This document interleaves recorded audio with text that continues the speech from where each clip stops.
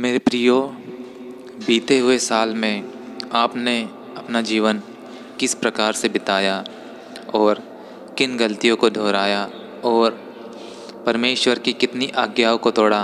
अब इन सब बातों को पीछे छोड़कर परमेश्वर के साथ एक नई शुरुआत करने का समय है। बीती हुई बातें जो बीत गई उन्हें याद करके अब कोई फ़ायदा नहीं। अब जो आने वाला समय है, हमें उस समय को पूरी तरह से हमारे प्रभु परमेश्वर को समर्पित करना है, क्योंकि हम सब जानते हैं हम अंत के समय में जी रहे हैं और यह समय शैतान पूरे ज़ोरों शोरों से कार्य कर रहा है।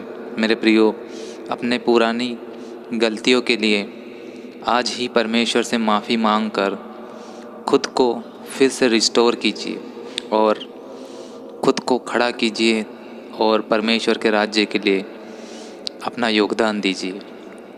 पिता परमेश्वर से प्रार्थना करिए कि वो आपको उसके पवित्र आत्मा से भरकर आपके जीवन को सही दिशा की ओर मोड़ दे। पुराने साल में बहुत से ऐसे कारण हो सकते हैं जिनकी वजह से आप पिता परमेश्वर से दूर हो गए हो और परमेश्वर को समय नहीं दे पा रहे हो, प्रार्थना नहीं कर पा रहे हो और उसके वचनों को नहीं पढ़ पा रहे हो। लेकिन मेरे प्रियो, अभी भी समय है, परमेश्वर के पास लौट आओ। वो तुम्हें फिर से कबूल करेगा और वो तुम्हें फिर से एक नया जीवन देगा और तुम्हारे हृदय में जो भी पुरानी गलतियों, पापों और चिंताओं के बोझ हैं, उन सब से आप सभी को स्वतंत्र कर देगा।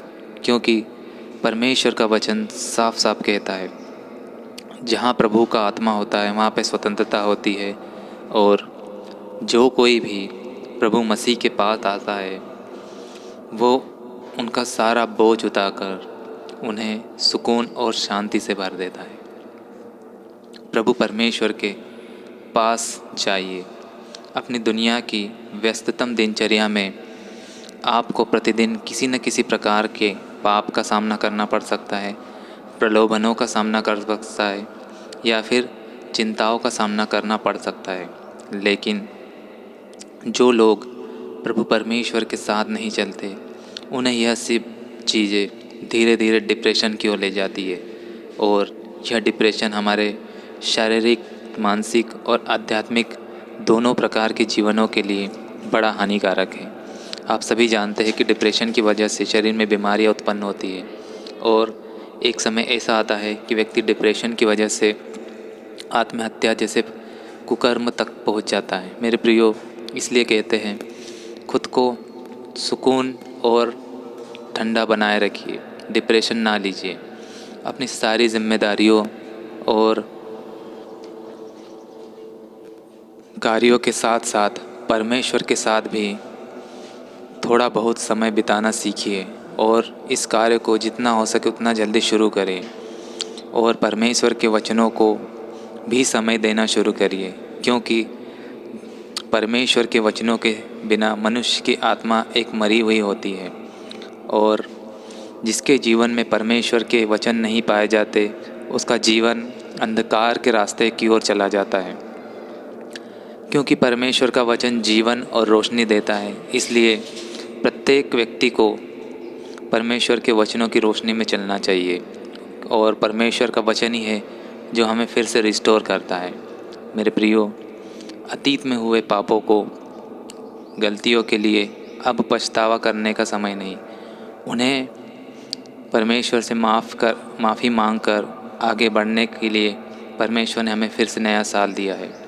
इस नए साल में हमें फिर से नई शुरुआत करनी है, लेकिन अब हमारी ये शुरुआत परमेश्वर के साथ होगी। क्योंकि परमेश्वर के साथ हम जो भी कार्य करेंगे उन कार्य में हमें सफलता ज़रूर मिलेगी। चाहे ये ज़माना हम पर हंसेगा, हमें गालियाँ देगा, हमें ताना देगा, लेकिन हमें परमेश्वर हमेशा थामे रखेगा और हमें वो कभी चिंताओं में और डिप्रेशन के बादलों से घिरने नहीं देगा। आज स्वयं से एक वादा कीजिए कि आप जो भी कार्य करेंगे वह परमेश्वर के वचनों के दायरों के अंदर करेंगे और परमेश्वर की हर आज्ञाओं का पालन करने का पूरा प्रयास करेंगे। बाकी परमेश्वर का आत्मा आप सभी को उसके योग्य धीरे धीरे बना देगा। इस नए साल में खुद को पूरी तरह से पिता परमेश्वर को समर्पित कर देंगे, ये वादा ज़रूर कीजिए। प्रभु परमेश्वर के साथ आप चलना शुरू करोगे तो परमेश्वर आप सबको वो सब चीज़ें लौटा देगा जो आपने बीते सालों में नहीं हासिल की। प्रभु आपको आर्थिक रूप से मजबूत करेगा और आपको पैसे की सारी ज़रूरतें पूरी होगी और आपको और आपके परिवार को दिन प्रतिदिन वो ऊंचा उठाएगा और आप लोगों की मदद करने लायक बनोगे। पिता परमेश्वर आपको और आपके परिवार के लोगों को जो भी पुरानी बीमारियों से पीड़ित है और अस्पतालों और डॉक्टरों के चक्कर काट रहे, पिता परमेश्वर का आत्मा उन्हें छूकर उन बीमारियों से चंगा करेगा। जिन लोगों को नशे की और व्यभिचार की आत्माओं ने पकड़ रखा है, पिता परमेश्वर ऐसे सभी लोगों को छूकर उन्हें इन सारी गंदी चीज़ों से आज़ाद करके एक नया जीवन देगा। जिन लोगों के रिश्ते बीते सालों में टूट गए हैं, प्रभु परमेश्वर उन सभी रिश्तों को फिर से रिस्टोर करेगा और जो भी मनमुटाव हुए हैं उन सभी को वो दूर करेगा। आप भी उन लोगों से माफ़ी मांग कर नए साल में एक नई शुरुआत करिए। जिन लोगों के पास नौकरी नहीं है, पिता परमेश्वर उन्हें नौकरी देगा। जिन लोगों की शादी नहीं हो रही, पिता परमेश्वर उनके लिए एक योग्य साथी का इंतज़ाम करेगा ताकि वे लोग परमेश्वर की महिमा करते हुए अपना जीवन आनंदमय तरीके से बिता सकें। जो लोग डिप्रेशन में दिन प्रतिदिन मर रहे हैं, प्रभु परमेश्वर उन सभी लोगों को उस डिप्रेशन की जंजालों से बचाकर उनके मस्तिष्क और हृदय को पूरी तरह से आज़ाद कर देंगे ताकि वो पूरी खुले मन से परमेश्वर के वचनों पर और परमेश्वर को अपना समय दे सके। मेरे प्रियो, जो व्यक्ति भी परमेश्वर को निरंतर ताकता रहता है, परमेश्वर उसे निरंतर भरता रहता है अपनी आशीषों से, अपने वरदानों से और उसके रूह से।